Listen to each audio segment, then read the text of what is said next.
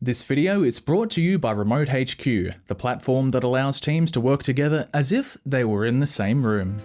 Hello guys and welcome to another video. Recently I bought 40 of these. Yes, that's right, 40 Google Nexus 7 tablets in box.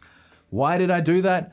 I'm not exactly sure, and it did cost me a bit of money. I think about $800 to be precise, so around $20 for each unit. A good price, and I will be giving away every single one of these to you, the viewers. Later on in the video, I'll tell you how exactly you can enter. It's probably going to cost me a bit of money because I'm willing to ship these anywhere throughout the world. So we've got 3 boxes in the other room. I think it's time we open them up and see exactly what we got. Before your eyes right now are the mountains of tablets. Along with the 40 tablets, there is also a box full of carry cases. The whole lot cost me about $20 per tablet, so I definitely got a reasonable deal. And to crack open the first box, I'm using my trusty knife, which makes easy work of the packaging. This box is simply crammed with brand new carry cases for the Nexus 7. These could totally be repurposed to hold other devices quite comfortably as well though. The first box of tablets had a shipping weight of 12.8 kilograms. No wonder these boxes were heavy. The message inside says they're all refurbished and unopened. They might also have US power bricks, which isn't a big issue as you can plug them into any 5-volt power adapter. The last box contains a further 20 sealed, refurbished Nexus tablets. It's honestly just so weird seeing so many in one place. And when these first came out, they were only $199 US and shipped with the brand new, at the time, Android 4.1 Jelly Bean. I remember really wanting one of them here in Australia, but I didn't have enough money to get one. And compared to the iPad, I thought it was a very compelling option for a lot less money. Yes, the thumbnail of this video isn't fake, I really did make a massive wall of them. As much as it would have been hilarious, I'm thankful that they didn't topple over though. If I had more, I'd be sure to make an igloo out of them. The box design is also pretty clever because the placement of the tablet makes out the number 7. I'd be very impressed if they managed to do the same thing with the Nexus 10. Before we take things further, I'd like to thank Remote HQ for sponsoring this video.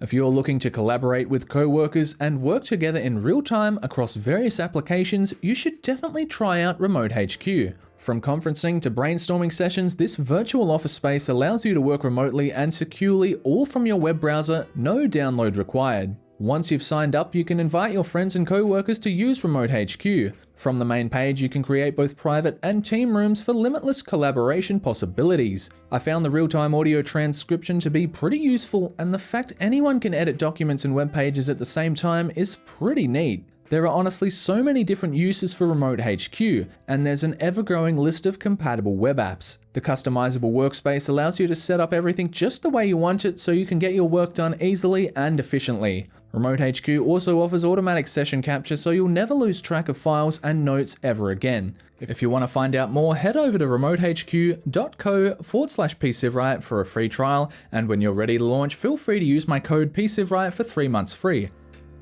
Enough admiring the wool. It's time to open up one of these tablets and see if it's still usable here in 2021.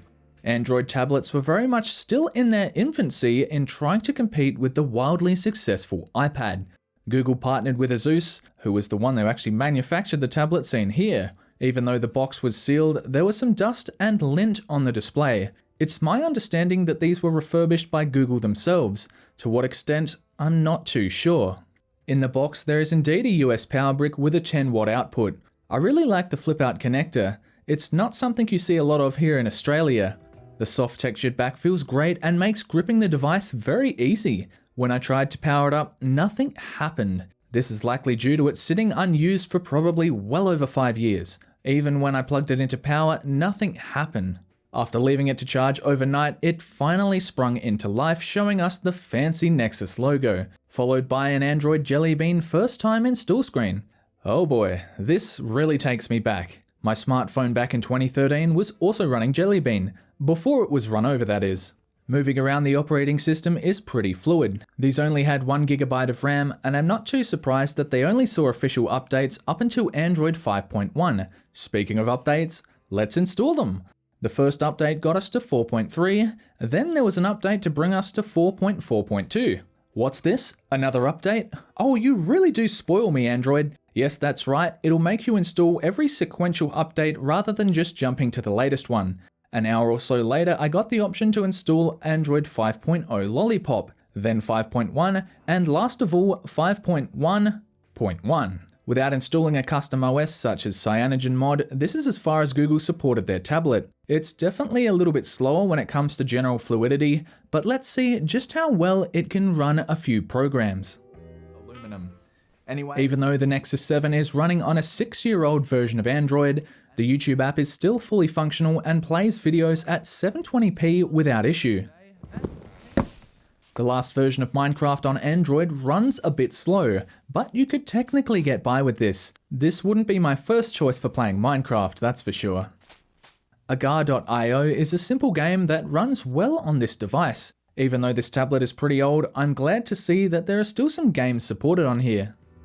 Browsing the internet was also fine. I'm sure there's a better browser available on Android, but the included version of Chrome was definitely usable. The Nexus 7 tablet is a very durable little device.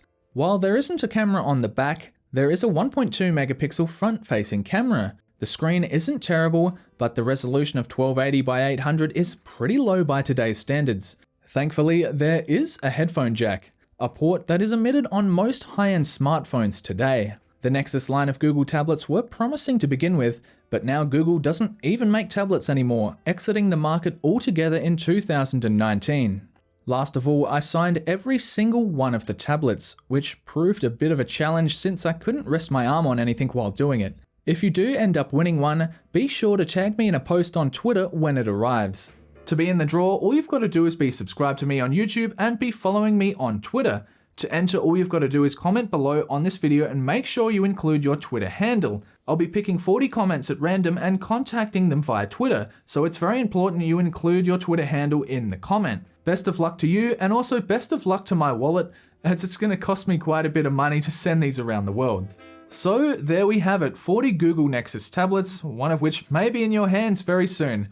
Thank you very much for watching, I hope you've enjoyed the video, and if you want to see more, definitely consider subscribing. I've got a lot more repair related videos coming in the near future. Thanks for watching, have a good day.